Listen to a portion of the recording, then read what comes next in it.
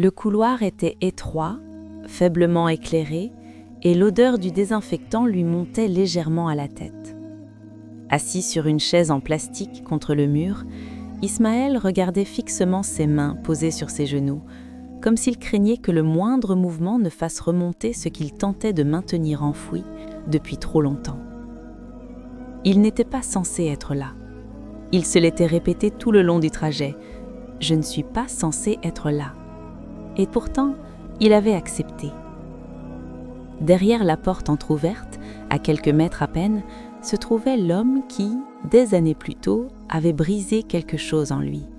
Pas physiquement, pas violemment, mais d'une manière bien plus sournoise, en touchant à ce qu'Ismaël pensait être sa valeur. À l'époque, cet homme était son responsable, une figure respectée, une autorité, quelqu'un dont les paroles comptaient.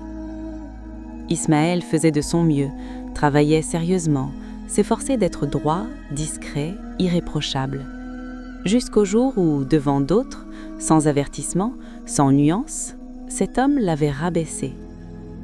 Des mots secs, injustes, prononcés devant des regards qui n'osaient ni intervenir ni défendre.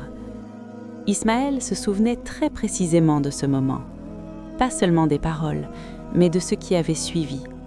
Le silence lourd, les yeux qui s'étaient détournés, certains regards pleins de gêne, d'autres, plus douloureux encore, chargés de mépris ou d'indifférence. C'est là que la blessure était mise. Pas seulement dans ce qu'on lui avait dit, mais dans ce qu'il avait cru comprendre. Peut-être que je ne vaux pas tant que ça. Peut-être que les gens ne me respectent pas. Pourtant, j'essaye d'être quelqu'un de bien. Il n'avait rien répondu, ni ce jour-là, ni après. Il était parti avec dignité, pensait-il, mais en réalité, il était parti avec une fissure. Une fissure qui s'était élargie avec le temps, car de ce petit événement avait découlé quelque chose de bien plus profond, une hypersensibilité au regard des autres, une attention excessive à la manière dont on lui parlait, une peur silencieuse de ne jamais être considéré à sa juste valeur. Il continuait à faire le bien, mais avec un poids. Les années avaient passé, Ismaël avait avancé, reconstruit sa vie, trouvé un certain équilibre, mais cette histoire était restée là, tapie dans un coin de son cœur, influençant ses réactions sans qu'il en ait toujours conscience. Jusqu'à ce coup de téléphone. Une voix neutre, un nom qu'il n'avait pas prononcé depuis longtemps, puis cette phrase, simple, presque dérangeante. « Il a besoin d'aide, on a pensé à vous. » Il avait raccroché, puis rappelé, puis accepté. Et maintenant, il était là. Quand la porte s'ouvrit, Ismaël leva les yeux malgré lui. L'homme était allongé sur le lit, maigri, fatigué, fragile. Rien à voir avec l'homme sûr de lui qu'il avait connu autrefois. Pendant une fraction de seconde, Ismaël chercha en lui la colère. Elle n'était pas là. Il chercha la satisfaction. Elle n'était pas là non plus. Seulement un malaise profond. L'homme le reconnut, prononça son prénom d'une voix faible. Ismaël sentit son cœur se contracter.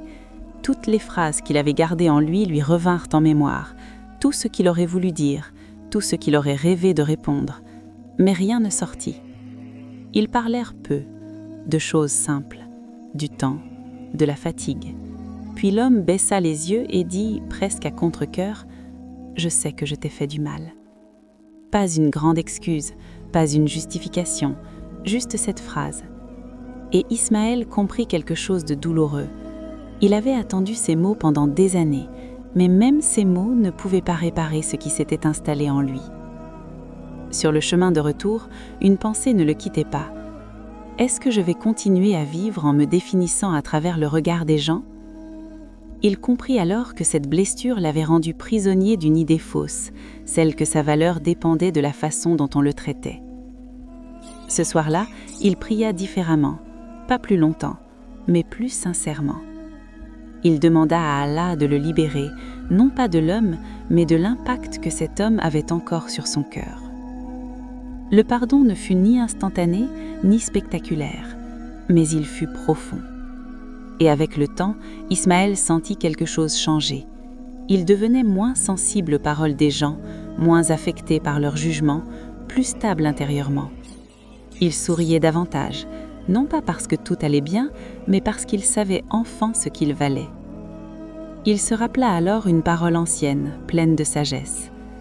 Al-Amash, qu'Allah lui fasse miséricorde, a dit « Être indifférent au mal des gens met un terme à de nombreux méfaits ». Et Akhtam ibn Sayfi disait « Qui fait preuve de dureté se met les gens à dos, qui les ménage gagne leur cœur, et tout le bonheur réside dans l'indifférence aux méfaits des gens. » Et ce vers si vrai. Si tu réprimandes ton ami pour chaque fait, tu ne trouveras personne sans un reproche à lui adresser. Ismaël comprit alors que le pardon ne l'avait pas rendu faible, il l'avait rendu libre. Parfois, une humiliation ne nous fait pas seulement mal, elle change la façon dont on se voit.